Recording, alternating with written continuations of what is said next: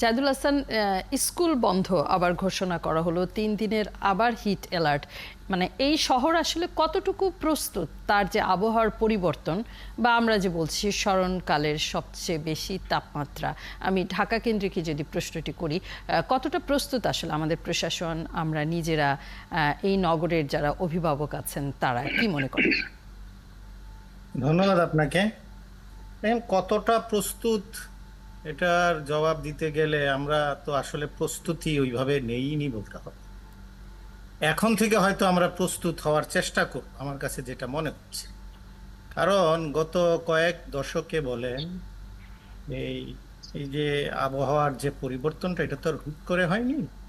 অথবা গত বছরটা খুব সম্ভবত পৃথিবীর সবচেয়ে উষ্ণতম বছর গিয়েছে। সবচেয়ে বলতে তাপমাত্রা তো মাপা শুরু হয়েছে 1850 সাল থেকে। 1850 থেকে যদি ধরি, গত বছরটা সবচেয়ে উষ্ণতম হয়েছে।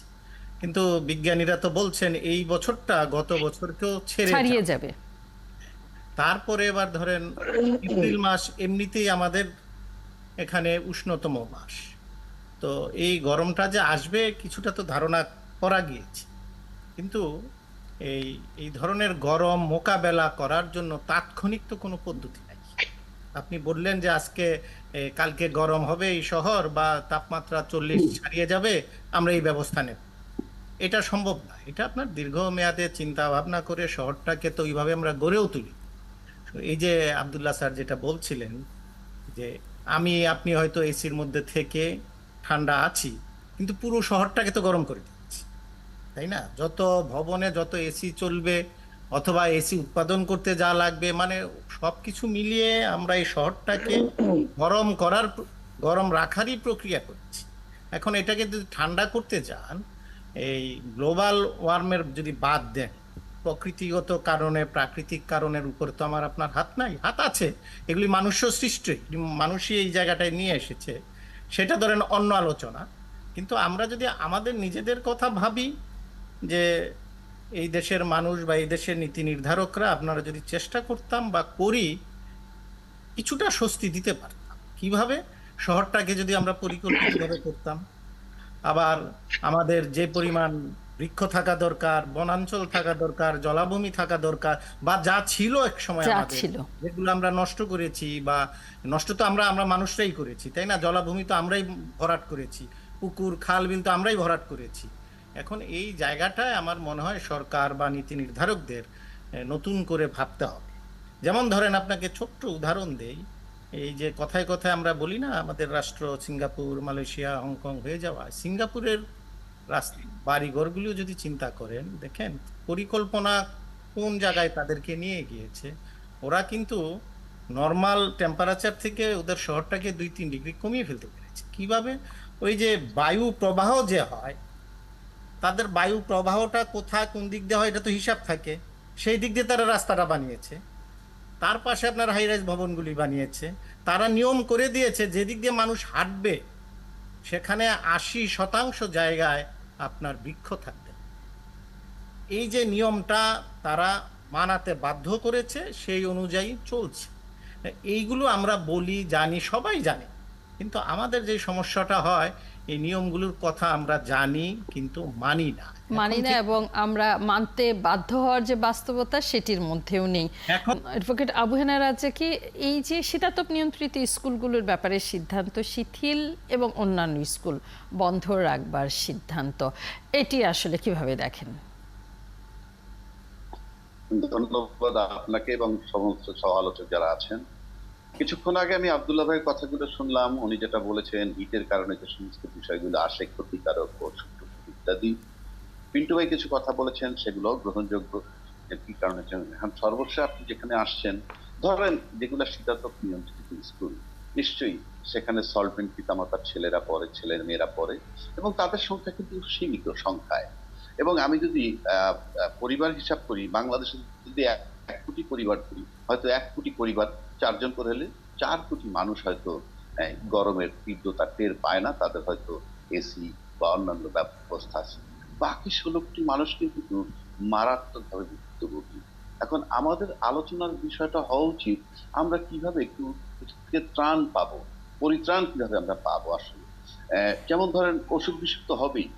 আমরা দেখি এসি থেকে একটা তীব্র গরম নির্গত হয় বাইরে, গাড়ির এসি থেকেও তীব্র গরম নির্গত হয়।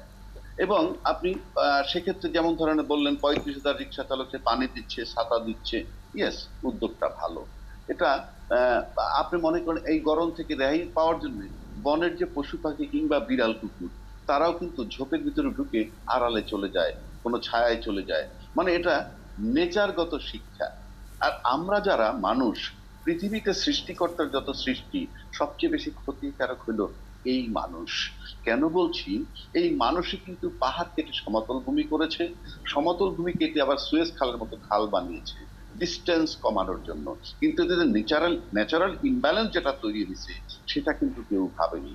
আমাদের দেশে সবচেয়ে বড় সমস্যা হচ্ছে জনসংখ্যার তুলনায় ভূমি অনেক কম।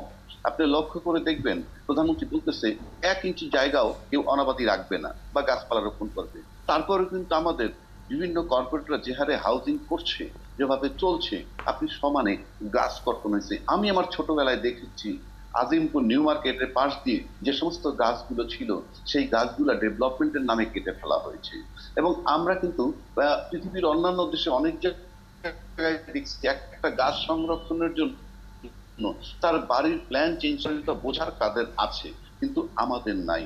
আমাদের জলাশয় নাই, আমরা ভরাট করে চলছি। আপনি এইভাবে যদি চিন্তা করেন, এই যে প্রবলেমটা ক্রিয়েট হয়েছে মূলত আধিপত্য বজায় রাখার জন্য বিশ্বে। আপনি বিশ্বে কিন্তু পানি চলাচলের স্বাভাবিক গতি আমরা নষ্ট করে ফেলেছি। পৃথিবীর এমন কোনো বড় দেশ নাই যারা বাদ দিয়া পানি আটকায়নি। সেটা ইউরোপ বলেন, আমেরিকা বলেন, সর্বত্র আপনি পাবেন। এই যে পানি চলাচলের স্বাভাবিক যে গতি, আপনি দেখেন পানি চলে না বইলে, পানির স্রোত নাই বলে নদী ভরাট হয়। কিন্তু আপন গতিতে যদি থাকতো, এটা ন্যাচারাল। আপনি কুকুর বিড়াল গোসল করে কিভাবে? গোসল করে কি করে না, গায়ে গন্ধ নাই বা তারা থাকতেছে। তো আমরা নেচারের উপরে এত বেশি টর্চার করেছি এবং nature is taking his own course, its own course, এটা আমার কাছে মনে হয়।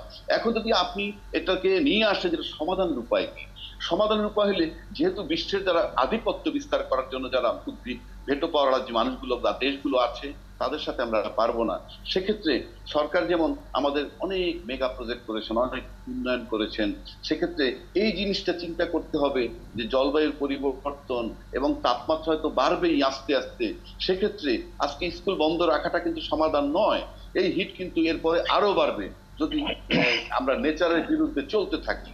সেক্ষেত্রে আমাদের মনে হয় আমাদেরকে বিকল্প চিন্তা করতে হবে। বিকল্প চিন্তা বলতে ধরুন একটা কল্পনা আমরা করি। তো ধরেন এই আলাপে গত সপ্তাহে পেয়েছিলাম অধ্যাপক আইনুন নিশাতকে। তিনি বারবার বলছিলেন যে এই যে উষ্ণতা বাড়ছে সেটাতে বাংলাদেশের মতো দেশের অবদান এত এত কম যে আসলে আমরা খুব বড় ভূমিকা রাখতে পারবো না উষ্ণতা কমাতে বা বাড়াতে। ফলে আমাদের লড়াইটা আসলে হচ্ছে, হ্যাঁ, তবে স্থানীয়ভাবে নিশ্চয়ই একটি গাছ আমাকে ছায়া দিবে। আবার আসবো আপনার কাছে এবং আপনি যুক্ত থাকবেন আলোচনায়। আমি আর 2 অতিথি আছেন, একটু ঘুরে আসি। মোহাইমিনুল বারী, ওয়ালটন আমাদের দেশীয় কোম্পানি, আপনারা দেশীয় পণ্য বিক্রি করেন। আপনারা কখনো এই গবেষণা করেছেন কিনা, বা আমি জানি না এরকম প্রতিষ্ঠান এই জাতীয় কাজ করে কিনা, যে এই ঢাকা শহরে আসলে চাহিদা এবং যোগান অনুযায়ী আপনারা যে শীতাতপ নিয়ন্ত্রিত যন্ত্র তৈরি করেন, এই শহর আসলে কতগুলো শীতাতপ নিয়ন্ত্রিত যন্ত্রের ভার বহন করার জন্য প্রস্তুত? আমি চাইলাম আমার বাসায় একের পর এক, আপনি নিশ্চয়ই বিক্রি করবেন, আপনি ব্যবসায়ী প্রতিষ্ঠান, কিন্তু কখনো আপনাদের মনে এই প্রশ্নটি হয়েছে কিনা যে যদি শহরই না থাকে তাহলে আসলে ক্রেতা বিক্রেতার সম্পর্ক কোথায় গিয়ে দাঁড়াবে? এটি আপনাদের কাজের মধ্যে পড়ে কিনা? আপনারা অনেক সমাজ কল্যাণমূলক কাজও করেন, ফলে সেই জায়গা থেকে প্রশ্নটি করা, কখনো আপনাদের কাজের স্বার্থে এটি করতে হয় কিনা, করেছেন কিনা, আপনাদের ধারণা আছে কিনা? ধন্যবাদ আপনাকে।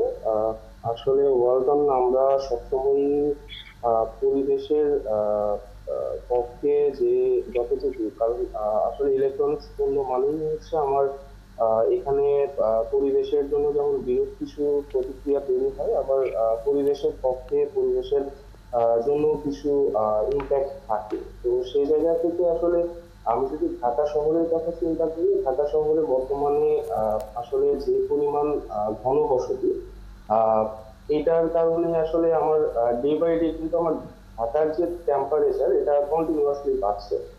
তো এই জায়গাটা থেকে আসলে আমরা ঠিক ওইভাবে হয়তো বা কতটুকু ধারণ ক্ষমতা কীটপতঙ্গ নিয়ন্ত্রিত যন্ত্রের জন্য আসলে ঢাকা এই মুহূর্তে ক্যাপাবল, এটা হয়তো বা বের করা হয় না। বাট আমরা যেটা কাজ করি বা আমাদের কোম্পানির পক্ষ থেকে আমরা সবসময় চেষ্টা করি যে আমাদের এয়ার কন্ডিশনার যাতে পরিবেশে যেহেতু এখান থেকে আমার হিট জেনারেট হচ্ছে, বাট কিছু কিছু ক্ষেত্রে আসলে আমরা এসি বা এয়ার কন্ডিশনারটাকে পরিবেশের ক্ষতি যেটা হচ্ছে সেটাকে যতটুকু কম আসলে করা যায় এই ব্যাপারগুলো নিয়ে অবশ্যই গবেষণা করা হয়।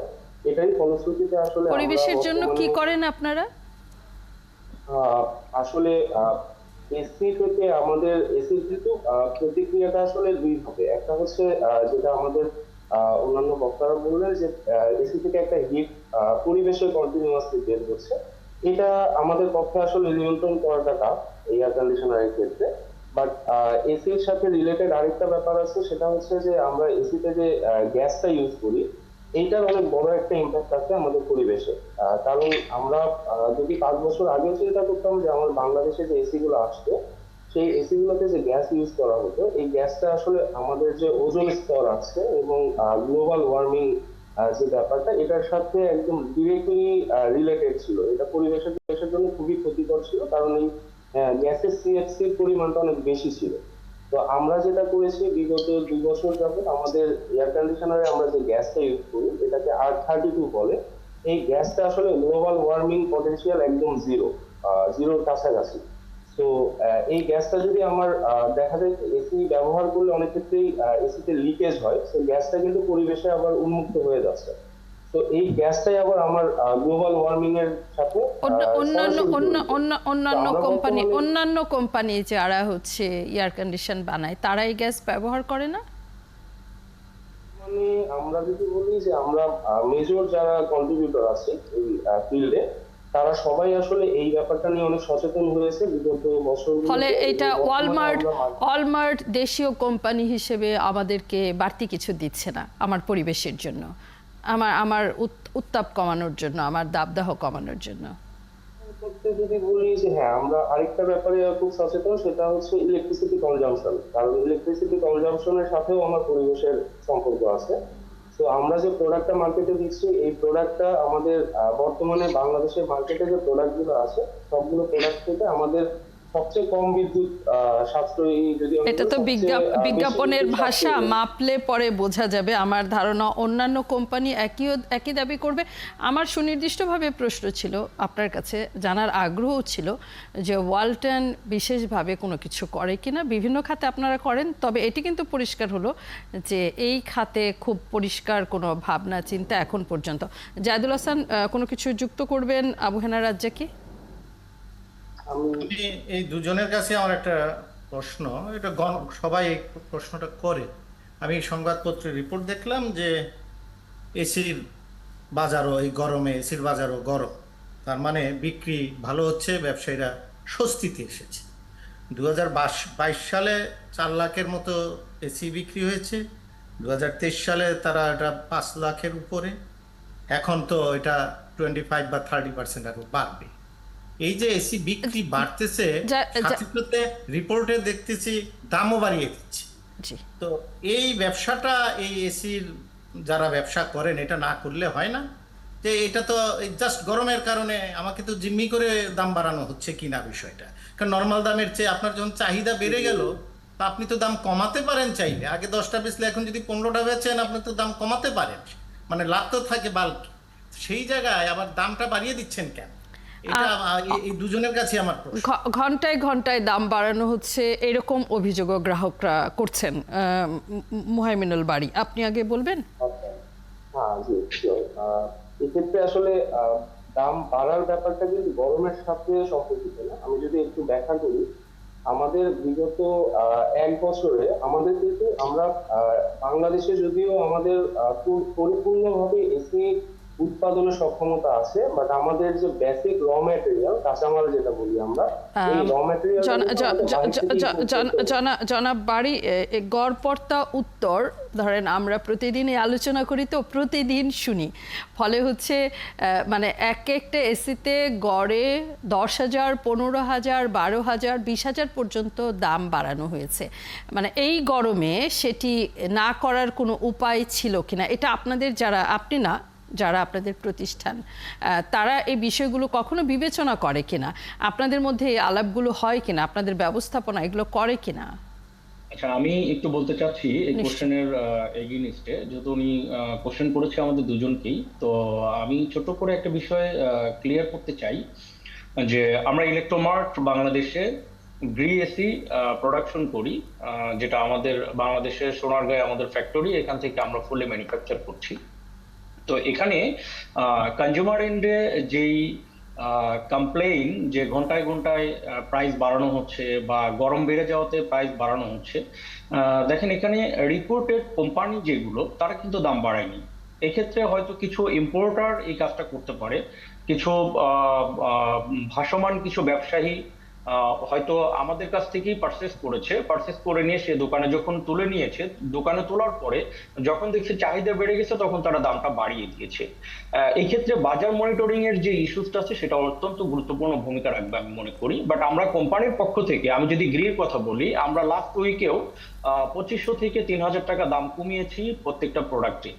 আমাদের যতগুলো মডেল আছে প্রত্যেকটা প্রোডাক্টে আমরা 3000 টাকা পর্যন্ত দাম আপনাদের যারা এজেন্ট তাদেরকে এই নির্দেশনা দিতে পারেন কিনা যে এই দামে গ্রাহককে এই মানে লাগামহীন লাভ তো কেউ করতে পারে না, আপনি যে আপনি যে বিদেশ থেকে নিচ্ছেন, আমরা সবসময় ওনাদেরকে বলছি যে আমরা যেই প্রাইসটা আপনাদেরকে দিচ্ছি অ্যাটলিস্ট সেখান থেকে আপনি 5 to 10% আপনি প্রফিট করতে পারেন। বাট দেখা যায় যে কিছু কিছু ডিস্ট্রিবিউটর আছে বা কিছু কিছু ভাসমান ব্যবসায়ী, আমি বলবো জাস্ট গরমের সিজন যখন আসে তখন তারা ব্যবসা শুরু করে এবং গরমের সিজন চলে গেলে তারা ব্যবসা করে না। এবং সেই ক্ষেত্রে আপনারা যারা প্রতিষ্ঠিত ব্যবসায়ী তারা নীরব দর্শকের ভূমিকা পালন করেন। এয়ার কন্ডিশন মানে শীতাতপ নিয়ন্ত্রিত যন্ত্র আমাদের খুবই, যেটা আবহাওয়া রাজ্জাকি বলেছেন, খুব অল্প সংখ্যক মানুষের পণ্য, এবং এটি নিয়ে এই আলোচনার মূল জায়গাটি হচ্ছে শিক্ষা প্রতিষ্ঠানে যদি শীতাতপ নিয়ন্ত্রিত যন্ত্র থাকে তবে তারা শিক্ষা প্রতিষ্ঠান খোলা রাখার পক্ষে সিদ্ধান্ত নিতে পারেন। অনেক ছোট ছোট স্কুল আছে তারা বিষয়গুলো বিবেচনা করবেন। ফলে এই সময়ে এসে বাজারের যে অবস্থা, আজকে সারাদিন আমরা খোঁজ খবর নিয়ে দেখলাম, সেটির চিত্র খুবই ভয়াবহ। সেই ক্ষেত্রে আপনাদের, আগে জুলহক হোসাইন আপনিই বলবেন, আপনাদের কোনো বিশেষ পরিকল্পনা, আপনাদের ব্যবস্থাপনা বিভাগ যারা এটার কর্ণধার তারা এই বিষয়গুলো নিয়ে আলোচনা করেন কিনা, তাদের দিক থেকে আমরা কথা বলছিলাম যে বাংলাদেশ প্রস্তুত কিনা, মানে আপনারা কোনো ধরনের সাধারণ মানুষকে, গ্রাহককে স্বস্তি দেওয়ার জন্য কোনো কিছু ভাবেন কিনা? অ্যাকচুয়ালি আমরা যদিও আমরা ব্যবসায়ী, বাট আমরা তো আসলে মানবিকতার বাইরে না। আমরা এই দেশে মানুষ, এই দেশকে আমরা ভালোবাসি, এই দেশ নিয়ে আমরা চিন্তা করবো, এটা স্বাভাবিক একটা ঘটনা। তো এখানে আপনি যেটা বললেন অল্প সংখ্যক মানুষের জন্য আসলে এয়ার কন্ডিশন, এটা একটা সময় ছিল, কিন্তু ডে বাই ডে আসলে টেম্পারেচার এত বেশি গ্রো করছে যে এখন এটি আমাদের একটি নিত্য প্রয়োজনীয়, অর্থাৎ এটা ছাড়া আমাদের নেসেসিটি একটা মানে গুডস এটা পরিণত হয়ে গেছে, যার কারণে আসলে এর বাইরে পরিকল্পনা করা পসিবল হচ্ছে না। একজন মানুষের ইনকাম লেভেল যদি 20 to 30,000 টাকাও হয়, সে কিস্তি করে হলেও চিন্তা করছে আমার বাসায় একটা এয়ার কন্ডিশন লাগাতে হবে, বিকজ দিন শেষে সারাদিন কাজ করার পর রাত্রে সে ঘুমাতে পারছে না। যার কারণে এটা কিন্তু আপনারা তার জন্য কি চিন্তা করছেন, আপনারা তার জন্য কি চিন্তা করছেন? আমরা সবসময় আমরা যেটা করছি, আমরা যে এই যে আমি যেটা বললাম কিছুক্ষণ আগেও, আমরা কিন্তু প্রাইস চেষ্টা করতেছি, আমরা প্রাইসটা কিভাবে সাধ্যের মধ্যে রাখা যায়, আমরা চেষ্টা করতেছি যে সাধ্যের মধ্যে রেখে একটি কোয়ালিটি প্রোডাক্ট মানুষের কাছে কিভাবে তুলে দেওয়া যায়, কিভাবে মানুষের বর্তমান এই সিচুয়েশনটা কিভাবে ব্যালেন্স করা যায়, সেটা নিয়ে আমরা প্রতিনিয়ত কাজ করে যাচ্ছি। কিন্তু কিছু বেসিক যেই ব্যারিয়ার, সেই জায়গা থেকে আসলে আমরা উত্তরণ হতে পারি যদি এই ক্ষেত্রে আমাদের গভর্নমেন্ট থেকে যদি উদ্যোগ নেওয়া হয়, ওনারা যদি আমাদেরকে সহযোগিতা করে, সেই দিক থেকে আমরা হয়তো সোসাইটিতে আরো বেশি অবদান রাখতে পারব এবং আরো সুবিধা যেন আপনাদেরকে দেওয়া হয়, সেই জন্য কোনোভাবে এই আলোচনা আজকে নয়। অনেক ধন্যবাদ ময়ামিনুল বাড়ি এবং জুলহক হোসাইন আমাদের সাথে যুক্ত হয়ে সময় দেবার জন্য।